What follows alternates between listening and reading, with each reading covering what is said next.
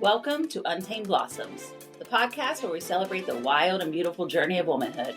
We're here to create a space where women can connect, inspire, and uplift each other. Untamed Blossoms is more than just a podcast. It's a movement. It's a gathering of strong, fierce women who are breaking free from society's expectations. Our mission is to deep dive into the stories of incredible women who have embraced their authenticity, even in the face of adversity. We believe by sharing these stories, we can inspire others to do the same. Join us as we sit down with women from all walks of life who have faced their own struggles and emerged as the most authentic versions of themselves. From entrepreneurs to artists, activists to adventurers, we'll explore their triumphs and tribulations.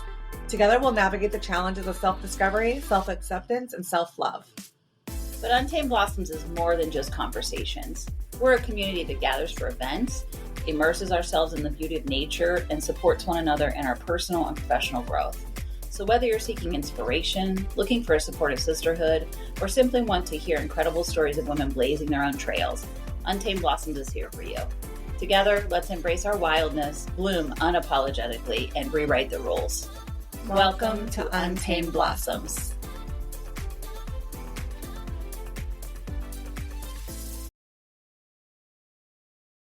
All right. Hello, Keri. Welcome to the pod. How are you?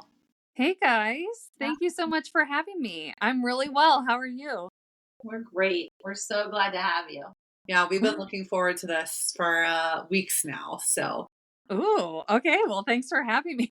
Lot to live up to. Lot to live up to.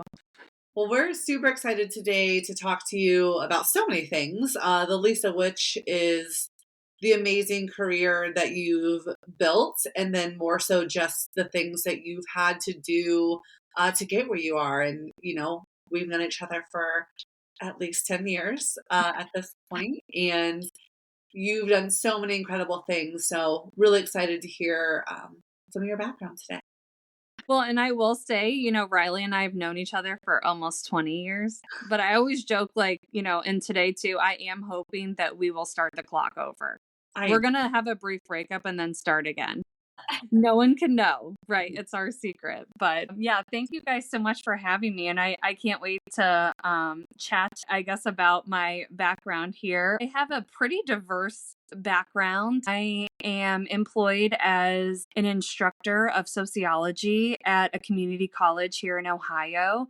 I also own a small business and co-own another one. So the small business I own by myself is a cleaning and organizing business. And I also co-own what I'm just essentially calling, writing and publishing business, although it's truly in its infancy, with my sister, who's also a co-writer with me on a book series that we're working on. Amazing. And the second book is out. The second book is out. Yeah, get it on Amazon.com. So my sister and I were co-writing a series called the Seven Hills Mystery Series. We have 2 books out now. We have Just Beneath the Surface and The Magician just came out this week.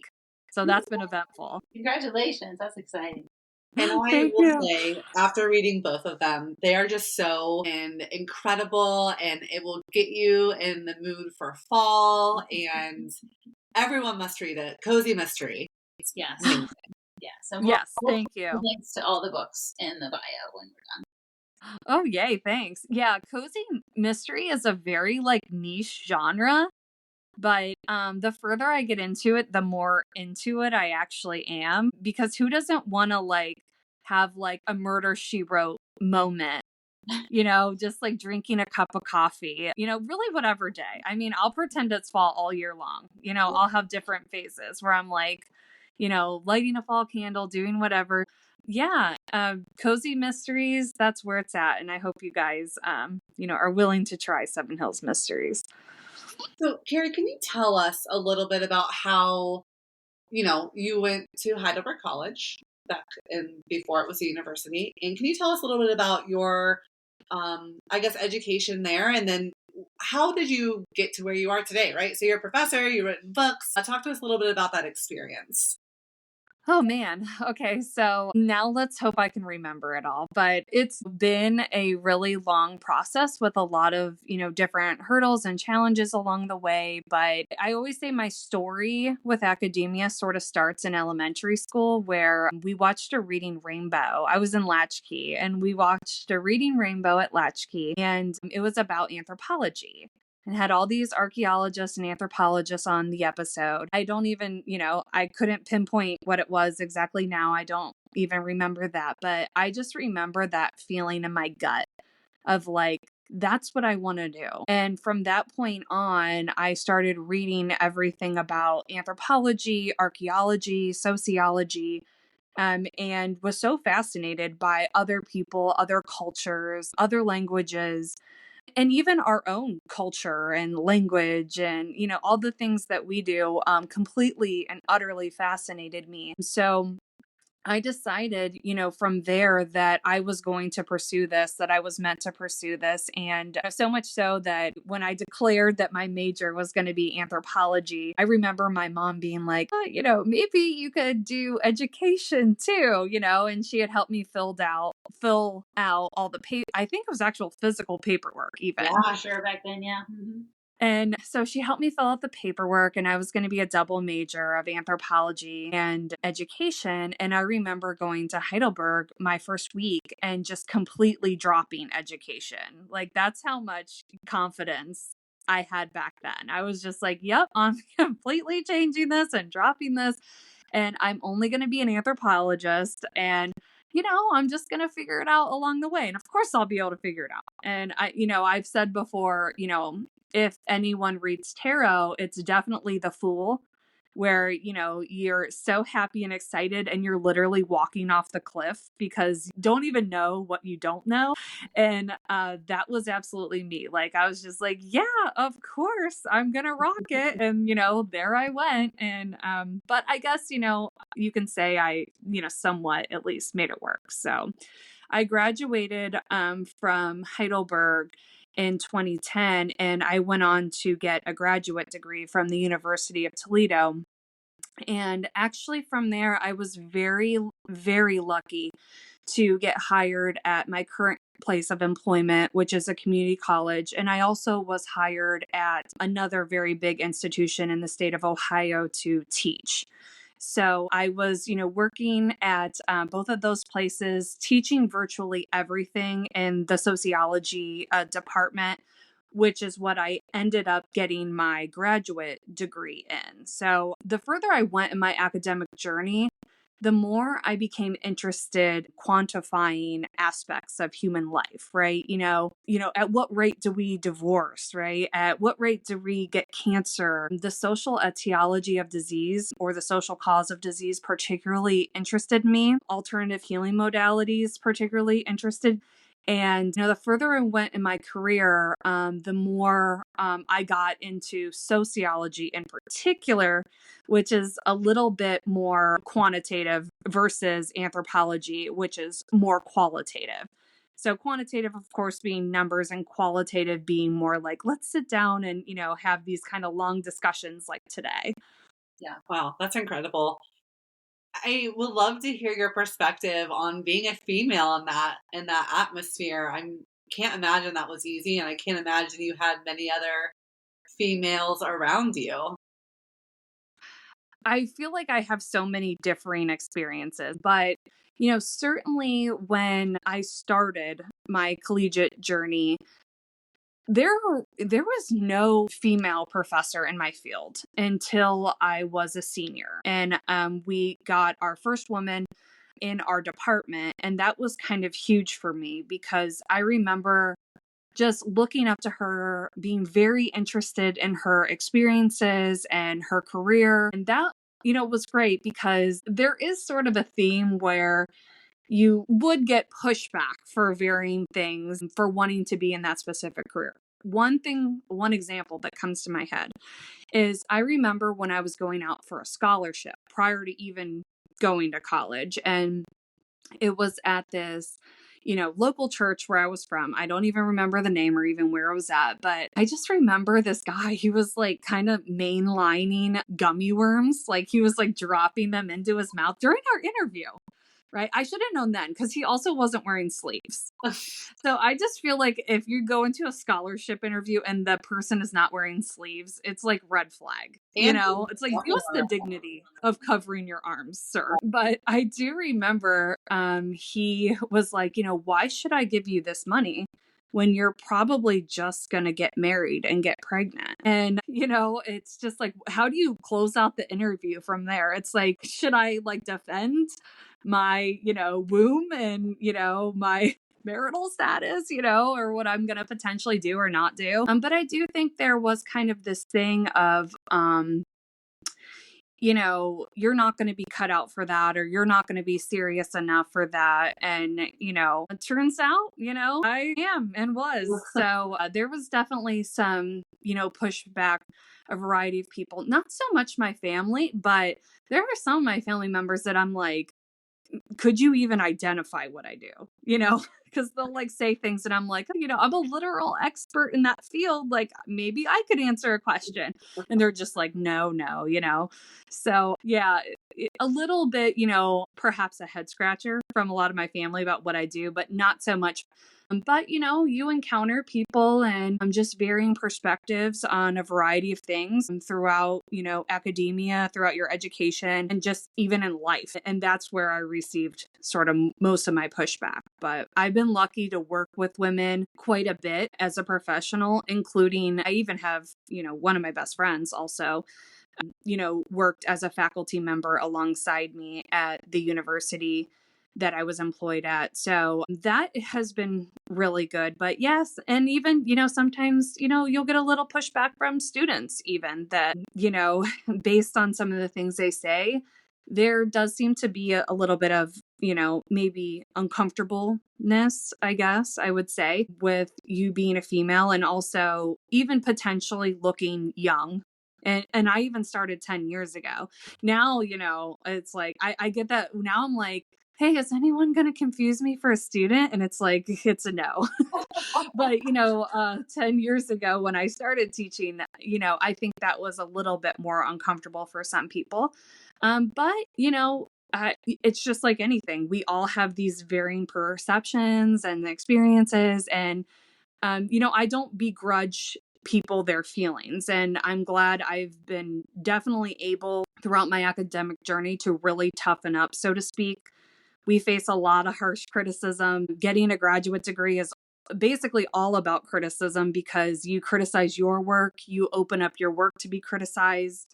Actually, Riley did sit in on my defense where, they literally criticize, your work. So I've definitely been able to, I believe, hold my own. And I do think, hold my own in a place of gratitude too. Knowing I'm very lucky to be here, knowing this is an incredible opportunity and, being very thankful for that, despite, the challenges. Kara, it sounds like you have very much a growth mindset. We talk about the difference between a growth mindset and a non-growth mindset. And it sounds like despite any of those things happening to you, you're like, nope, going to continue to go on, right? This is a learning curve and I'm figuring it out and I'm going to push on. And I think that there's a lot of people who resonate with that. There's also a bunch of people that I think that had somebody said to them in the moment of getting before they even started down this path, right? And you were just trying to get scholarships and somebody said, you're just going to get pregnant and get married. Why should I give you this money? Would have said, wow, this is not for me. Mom was right. I'm going to go to education and just get an education degree. And that seems to be more palatable for women. And you were like, nope, I'm going to stay right where I'm at. This is where I'm supposed to be. And you pushed on, right? Like, I just attribute that to a growth mindset. Do you consider yourself to have a growth mindset? I think it depends on the day.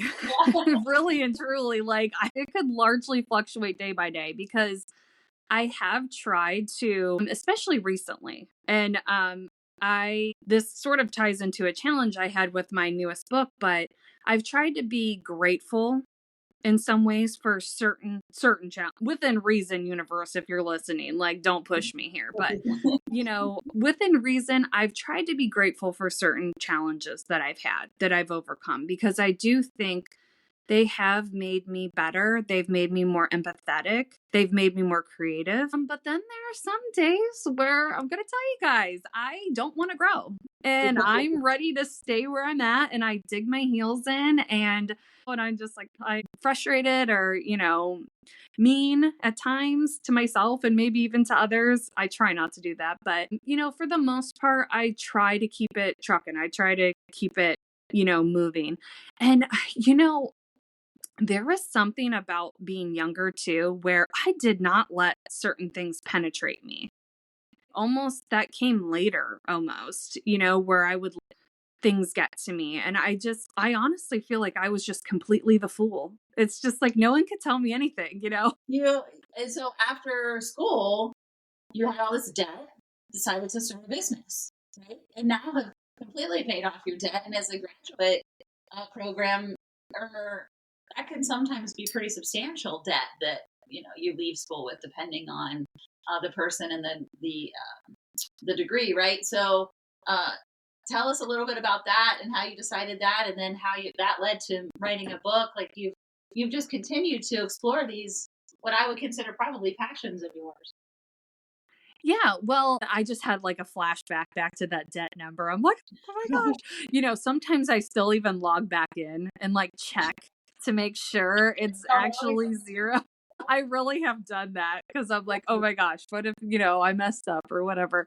So yeah, after completing my graduate degree and getting my first job in academia, education notoriously, it's not the biggest earner. I wasn't like, working for a tech giant or, I'm not even sure if you can make that much money there anymore.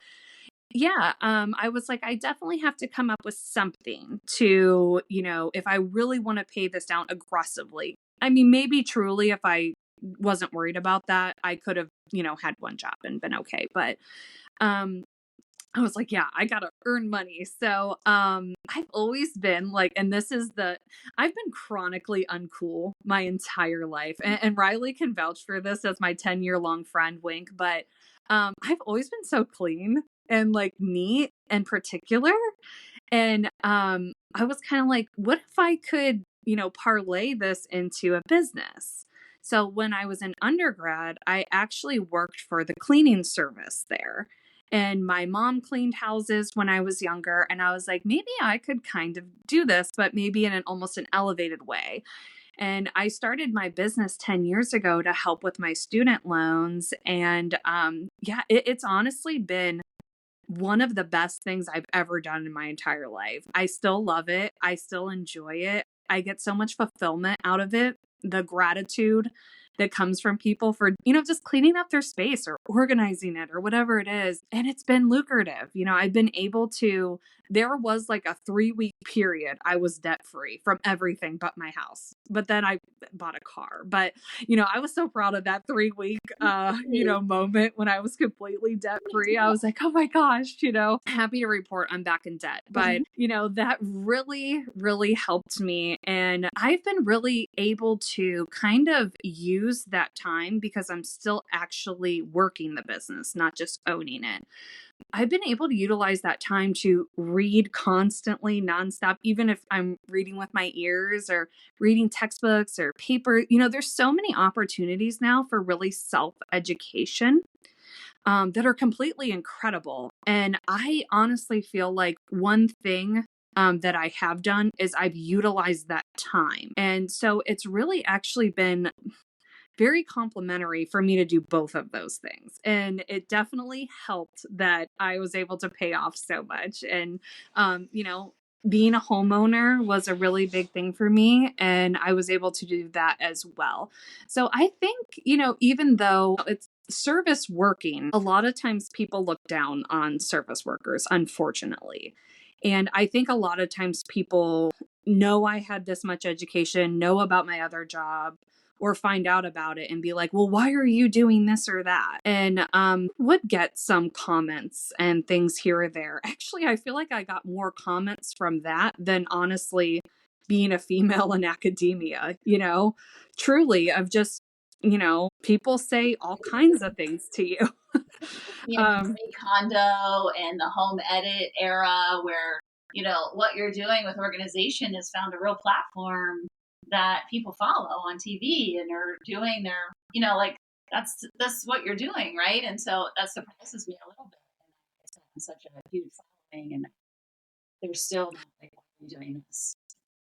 Well, this was before it was cute, though. Like I feel like Marie Kondo came out like maybe 4 years ago, so this was, even further back. And I feel like, now it is kind of like, here comes me with my full face of makeup to like clean your house and organize it or whatever. But before, I think it kind of perplexed people a little bit. Well, do you, not to interrupt, Keri, but I think this is an important message because I don't necessarily think it came from a place of people judging you from that as much as it did from people really feeling like it was a mirror into their own thing, right? So you have all this debt, a lot of people do, and we can tell ourselves many stories. And one of those stories might be, well, I don't want to work as hard as Keri is working because I want to have fun or I want to do X, Y, Z. And I think you took a different path of saying, I want to be that free.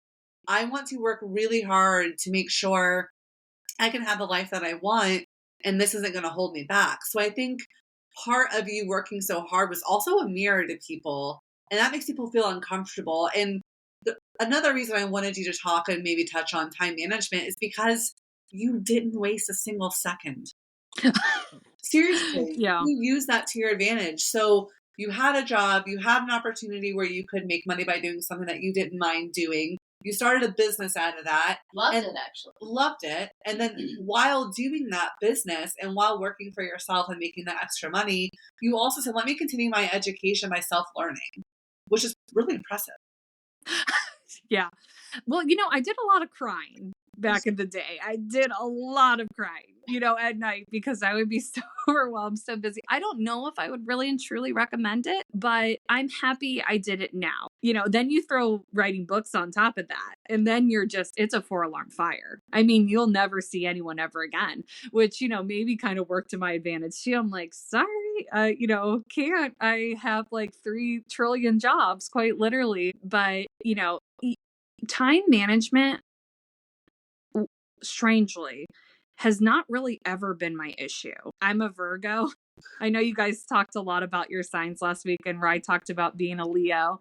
I'm a Virgo, so I love order. I love organization. I love, anything that I can control and micro, manage. I'm like, I love that, and if that can be me, even better. I love controlling me. So yeah, I did not waste a second for a lot of years, but I also realized that came a lot out of struggling with mental illness my entire life and perfectionism and having to be, the best girl that, she always works and she pays off her debts. And, it was all about impressing unknown force out there that I didn't really need to impress. So, well, I think on paper it's like, oh, it seems like this really great thing. But I think a lot of it stemmed from truly having so many mental health issues.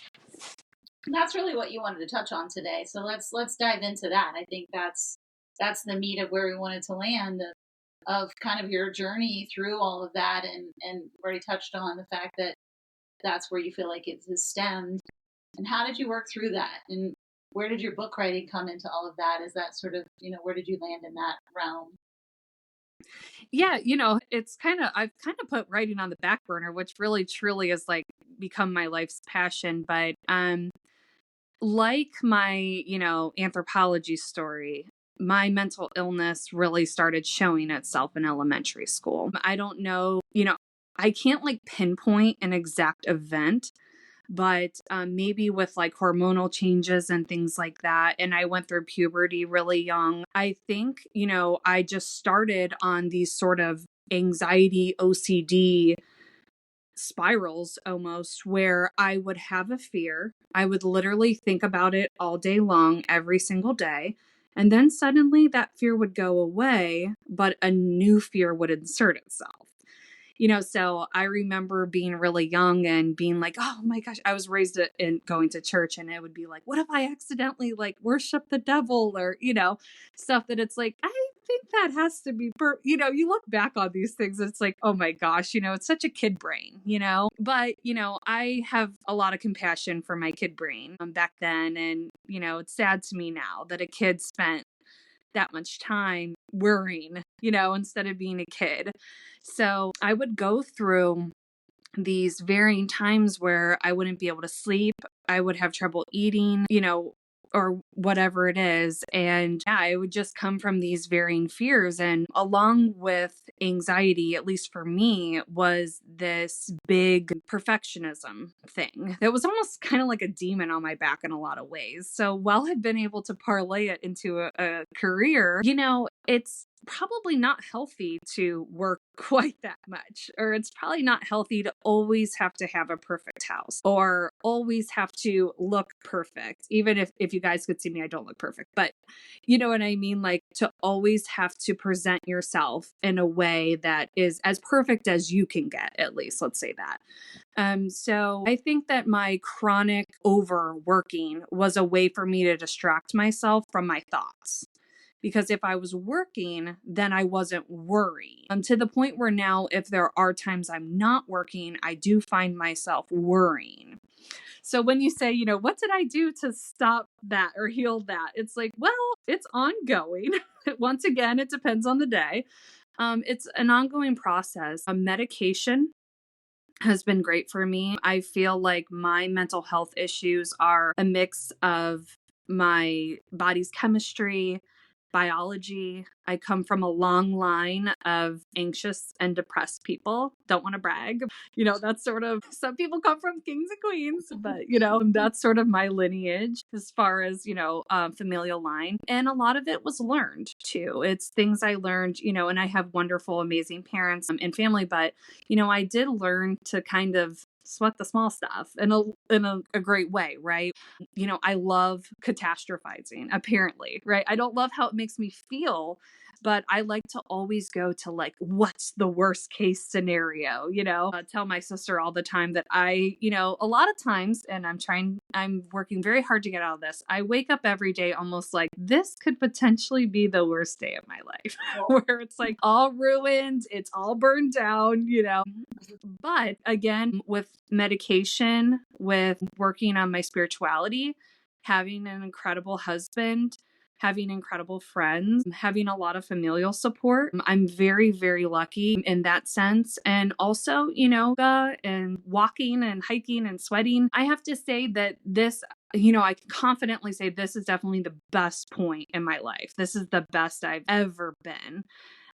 As far as all of these issues I've had my entire life. So they're not, fixed. They most likely never will be, but it's something that I continually. Yeah. I think just being aware of it is half the battle, right? When you become aware that you're in this mental loop and that you need help, and reaching out to however and whoever. I think that differs with every person, right? Is some people can therapize their way out of anxiety. Some people really need medication. Some people need other things, right? And tactics, and whatever works for you is the great way to, and exploring that is the way to move forward. But it never really 100% resolves itself, right? It's always a work in progress, and being aware of it and bringing it to the forefront of your awareness. At least you can be like, oh, I'm mental looping that. I'm running that on repeat. Yes. I'm anxious about that. And, sometimes it's like, sometimes the advice to get out of that is the opposite of what you said, right? Is that, well, what's the worst thing that can happen? But you're trying to get out of that mental loop. Yes. It's like, Yeah. I don't want to wake up. I default to that. I want to say, what's the best thing that can happen? And I think for those of us that are in the energetic world and kind of dabbling in that, is that's the energy you want to show up for you every day, is what's the best thing that can happen for me today, not the worst, right? And so when you're mentally giving that energy to that, sometimes that's what shows up for you. And speaking, and you don't want that. You don't want that at all. So, right. I think it's always in progress, and being graceful to yourself when you realize I'm looping, I'm anxious, I'm catastrophizing, all those things, right? Is to take little Keri, and we talked about our little selves in previous episodes, and what those people look like, what our little selves look like, and just treat that person with love and respect and kindness is really what this is all about.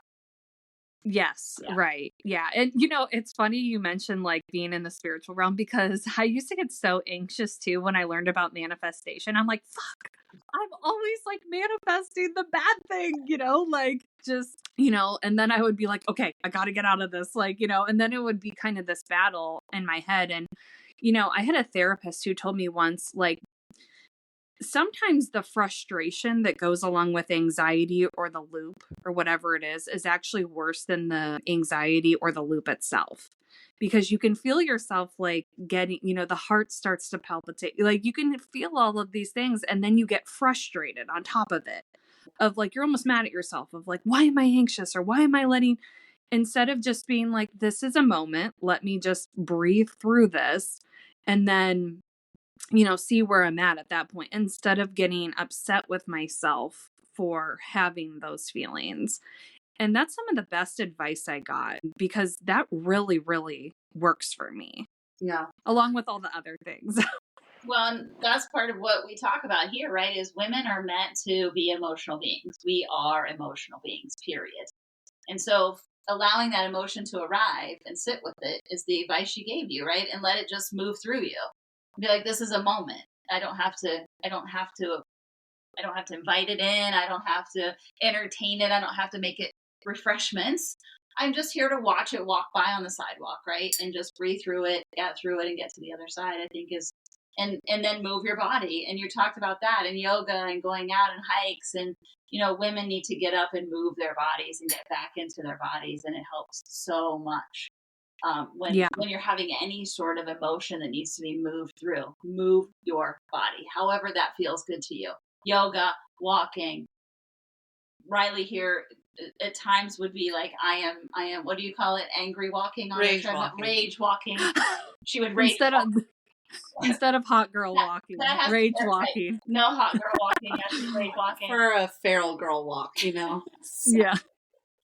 It can look a lot of different ways, and I think that's important for women to remember, is when you're feeling overly emotional, move your body, get into your body and back out of your head. Is really important. So, yeah. Yeah. I think knowing you for so long too, I've definitely seen a progression of how that has manifested within you, or how you've dealt with those things. I feel like maybe, 10 years ago, you would call when it was to a point of like, this is really bad. I'm really like, nervous, scared, whatever that emotion was. And I feel like now you call me and you're like, hey, it's okay that I have a dentist appointment, right? Like everything's cool. Like we're just fun of it. And I think that's just a progression of really working on yourself, and you put in the work, and you've done the thing to know like what's going to work best for me. I think mental health conversations, from my perspective, especially being a manager for so long in a corporate environment, are really blanketed. People think, well, if I have this, then it means that, because I saw someone on TikTok say this is how you stop having anxiety, or, it's a very easy, and you deal with this, I'm sure, with your profession too, where people think they have an idea of what something means, and then they just blanket that. And I think that you've done a really nice job of figuring out what works best for you. And here you are today. Yeah. I mean, I think we all kind of wish, and it's very easy, I guess, to like blanket something on like TikTok. Cause I mean, I don't TikTok, but like, if you have like 30 seconds or whatever, you have to be like, this is the fix. Yeah. But yeah, it's just the older you get, the more you're like, it's never one thing. If it was one thing, we would all very easily, fix whatever it is, but it's never one thing. It's patterns, it's experiences, it's everyday life, it's everything. So one thing that also really helped me, and writing has truly been outlet for me, where writing for me, I've been able to completely escape myself in a way I haven't with anything else. When I was much younger, again, every story with me goes back to like elementary school, but when I was much younger, I would write these little short stories, and they were always so much fun, and I always enjoyed doing them, right? They were always not great. I think back to some of those that I wrote and I was like, excuse me, but it's funny now. That has been really something that revisiting that joyful thing from my childhood has been just incredible for me, life changing completely for me. It's giving me a purpose, excitement, something to look forward to that I was kind of really missing from my life in a lot of ways. And now it's like, knowing The Magician was coming out this week, I had like these excited butterflies in my stomach, and I was, you know, laughing and crying and experiencing mania, I guess, apparently. But it's just like, wow, I haven't been that kind of like joyful, other than within my relationships, in a really long time. So that has been something for me where I think we should all revisit something from our childhood that used to make us so happy. And that's why I loved last episode so much. So you guys put out episode 3, because it was just so incredible, to think about, these things that, used to make us so happy. We are kind of taught like, you can't make money at that. You can't do this or that. And even if you can't make money, even if you never make money, it is so worth it for just yourself to go back to those things and, rediscover that kind of joy in yourself. Yeah. And for me, writing really has been that. And it's so funny. That's been a theme, obviously, with every guest we've had, with each other, with you, is when you're little and that intuition happens and you know what you want to do, it never goes away. It might go dormant. You might not act on it, but it's still always there. And once you go back to it, the joy that it brings, as you mentioned, is worth more than any kind of money you could get from that thing, right? Yeah. And, I have been dabbling in writing, and I will say it's scary. It's really a scary, scary thing. Like, I am less scared doing this podcast than I am about writing. And I think because there's a real art to storytelling, and there's a real art to like writing things down and developing a story in that way, and those characters and the world that you're in. And I feel like one of the things I love most about your book, especially the first one, is a world you were able to create. So can you talk to us about your writing process and how some of those perfectionism ways, or, anything else that you may have struggled with, how you had to push those aside to really work on telling these stories? Okay, I feel like it's kind of a twofold response here because, one, I do want to point out and validate that like writing and any type of art, I'm sure. I know with Haley's episode, I'm sure she can probably relate to this, but putting your art out there for anyone to view is very like, it's almost like people are like reading your diary, even though it's not about you, people get an insight to the way you think about certain things, it is really vulnerable. And, there will be people, and I've definitely encountered people, and so has my sister, my writing partner, Leah, has definitely encountered people that it's like, this is stupid. This is, whatever. And it's hard to hear that when you work so hard on something and, you want, it to bring as much joy to other people as it has to you, but so it is a vulnerable place, and you do, experience pushback on things, but it's still worth it. It is still so worth it. And I've been lucky enough to read Riley's writing, and it really is incredible. So I'm excited for that. But as far as my actual process, it differs with every book. And I feel like, what am I talking about with that? But now I have 2 books out now, and I'm working on 2 books also right now, currently. So I feel like with every single one, it's different, but it's funny.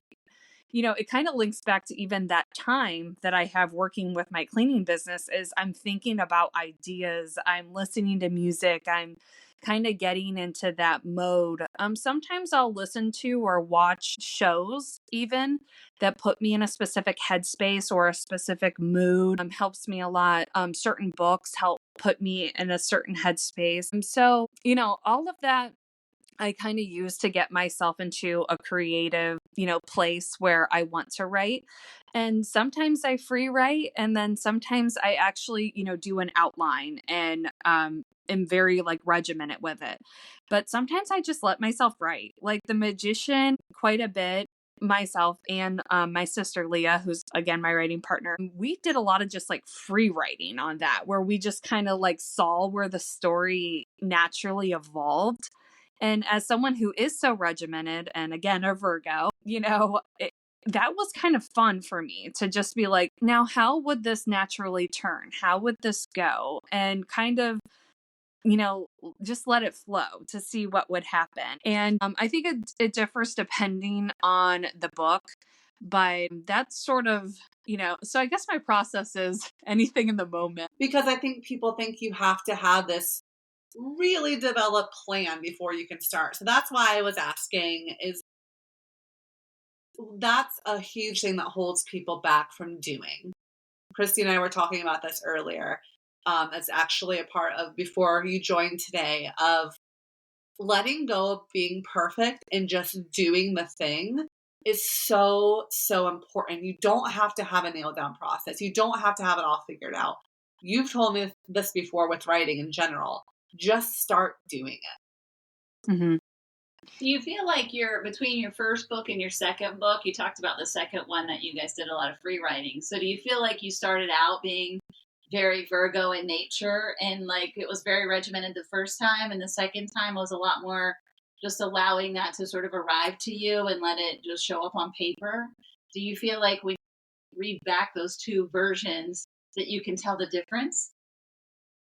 Yeah, I do actually. I don't know. I was listening to it might have even been said on your guys's but that someone talked about this quote of like, if your product or business or art or whatever comes out perfect, you waited too long. And really, hit home for me because I'm like, yeah, sometimes I think back to, just beneath and I'm like, oh, I would tweak this or change this or whatever. And I'm already doing it with The Magician too. But I didn't wait too long. It was a moment in time. I mean, I'm completely in love with the books and I'm so happy with them. But I think with every project you do, you mature. And just in life, you're maturing, you're changing. So, I think things are going to look different dependent on the headspace you're in. With the majority of The Magician, I feel that both Leah and I were in such a like weirdly creative place where I don't think so much Leah because she's got more structure than me, but I mean I would sometimes be up till midnight and then turn around and get up at 4:45 and work on it because I was in such a weird flow of like it was coming, and I was just like getting it down because I was so energized by that project. Now we're working on book 3 and I'm working on a solo project and, it's not working in the same way. They're both great, but it's just different. And I don't know. It's kind of like, I don't have kids, but you know how they say you love all your kids the same, but different? Allegedly. But I kind of feel like that too. I'm like, these are just kind of like moments in time in my life where I was feeling these different things and Leah too. And they just came out differently in a lot of ways. So I don't know. I don't know if it'll be, different or the same coming up with these other projects, how I'll feel at the end. But that's kind of my experience so far. I do. It's just to speak, since you guys don't have children and I do, I will say that is true, is that you do love them differently. And I think because they show up in the world differently, right? You love them. Yeah. You love them with your entire being, but differently because it's what they require, right? They all require different ways of being loved and different ways because of who they show up as. And the package that shows up is all different. And I feel like that's the same. I sort of have this weird theory that there's books and artworks and things that are just out there in the ether that are waiting for creative people to show up through, which makes a lot of sense when it just says, I just need to get it down. right? Like you were just channeling this information that needed to come through. And I love that. And it's the same, right? Whether it's an entity that comes into this world as an embodied human, or as a book, or as a painting or an art piece, like we're ushering these in and being stewards of them, and they're all going to require different things, and ultimately, I think, teaching us different things. My kids are by far my greatest teachers, right? And you could probably say that about each one of your works, is that you are going through this amazing self-discovery process through each project. As I know that Amanda has shared, she is with her writing, her new writing project. So it's different and yet all the same. It's so cool that we're experiencing all of these amazing moments of self-reflection through these events, through these things that we're doing and ushering in. So it's beautiful. Yeah. That's why I hope, if anything comes from this podcast, it's that women can listen and just think like, I can do this. Like, I can try this thing. I can do a podcast. I can write a book. I can make art, just because we all are capable, but we're all so scared to have our own hold ups, or have our own, things to overcome to get there. But just doing it and trying it and starting it, and not being victim to perfectionism or anything else, is really what we have to do. Anything, Keri, that we didn't touch on today that you really wanted to talk about, or anything that you wanted to share with us? We know that you made notes for us. So I just wanted to say, though, I think it's so cool what you guys are doing here. And, even if someone can, relate to something, maybe it inspires them to do, whatever it is. I really think that is so cool. And I'm loving the podcast so far. And I'm just so grateful to be here and be on it. Thank you. And we're loving your book series. We can't wait to see what else you do. Yay! For all those who want to go, please check it out on Amazon, and then let us know where they can find you, all your socials, and where they can check out who Keri's all about. You can follow my personal page, which is Keri Kovacsiss. Hopefully I'll be linked on an episode. Or you can follow Seven Hills Mysteries account. And if you want to find my personal page, I don't do anything fun personally, but if you want to follow me for some reason, you can. But Seven Hills Mysteries, I read a lot. So I review books on there, chat with other, bookers, book readers, so we have a lot of fun on there. And I have a Facebook also, which is the same, Seven Hills Mysteries. And so if anybody's looking as part of a book club and is looking for a recommendation, they should absolutely check you out. Yes, absolutely check me out. And hey, reach out to me. I would be happy to visit a book club or whatever it is. And as you guys can see, I'm a chatter. I would love to do any and all of that. So yeah, just let me know. I'm definitely free. With all my free time. Yeah, are you free? But before we go off here, we want to make sure we ask you, can you share a couple women who have helped, shape who you are today, or maybe inspired you? Yes. Okay, so I had 5. I know you guys said 3, but I'm actually I have 100. What if I shouted out 100 women? I'm let me go through the list. But I wanted to, first say, of my most influential women, when I started thinking about this, I was going through all these different writers and artists and all these things. And really the most influential women for me are actually the women in my life. So I picked my mom, who was very much into instilling the love of reading in us as kids. She made a huge effort to walk us to the library all the time. And just let us be really creative. She was an amazing mom. And I wanted to also say both of my grandmothers, my paternal and maternal grandmother, both love reading. My maternal grandmother had me read all the classics with her. So I grew up, reading A Tale of Two Cities, War and Peace, Gone with the Wind, all of those books. And that really sparked my love in many ways. And, also, my paternal grandmother, she was always so fabulous and had blonde hair. She also loved reading. She would wear diamonds, lots of diamonds. And I love that too. So, I do think there is something for women to say, dress how you feel.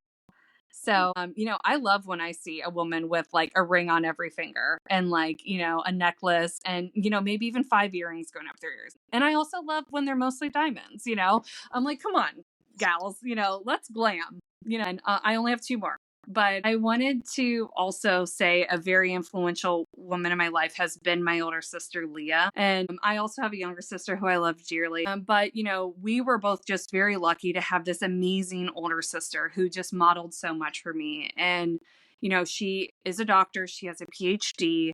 She has 5 books out in total now. 3 are textbooks. She's just the most brilliant, beautiful, everything person I've ever met. And I'm just so proud to be her sister. So I feel like I always have someone, kind of like a soulmate with me going through life since the beginning. So she's made such a huge mark on my life.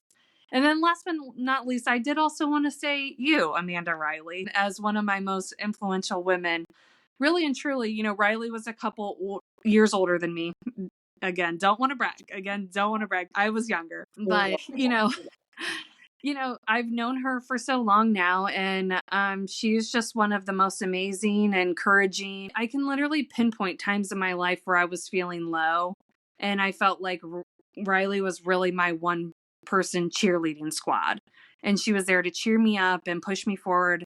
And I really don't know if Seven Hills Mysteries would exist without Riley. I really don't. And I really owe her for that.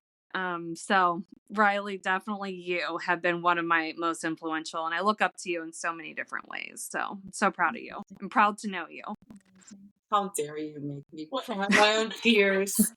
All the time, Keri, on here. I know that you listen to all of our podcasts. I cry, and that just made me cry listening to it. What a testimony. Yeah. I love that. I'm a baby too. Everyone knows I love crying. So I'm sitting here wiping my tears as I'm silently crying while you're saying all that. I'm watching you shake your head no, like, no. But I believe that too. And you guys have a beautiful friendship that you always have, and I witnessed that. Yeah. It's been amazing. And it's just been, there's so many. And, the greatest women I know are the women in my life. Really and truly. Because for a second I was like, should I choose Janelle Brown from Sister Wives? But actually, Riley, you made the cut. Did you hear that I brought up Sister Wives last episode just for you? Yeah. I did. I loved it. I absolutely loved it. I was like, yes. And I remember talking about all those things with the, the commune that we're all going to live in. So. Well, I will definitely say, I love you so much. You have definitely influenced me in every way possible. And you always make me feel so creative, and you always push me to be more creative. And I wouldn't be jobless right now if it weren't for you, I'm kidding. Slowly ruining everyone's life. No, you just do a really nice job of pushing people to find what they love and making people feel heard and seen. And you're the most excited person for everybody else all the time. So the very least I could do was be excited and supportive for you, because that's who you are all the time, even when people don't deserve it. You are just incredibly just amazing. So I love you. We love you. Thank you for spending time with us. We'll make sure that we share all the links to your books in the notes of this week's pod. All of you who love mysteries, totally check her out. Yeah. And again, I think the book club thing is a really great idea. Check out both books so far in the series are incredible, but reaching out to you on social, letting you know if they would like you to come to a book club virtually, I think would be awesome. I know my book club plans on doing that as well. So we love you and we thank you, Keri. I love you guys. Thank you so much for having me.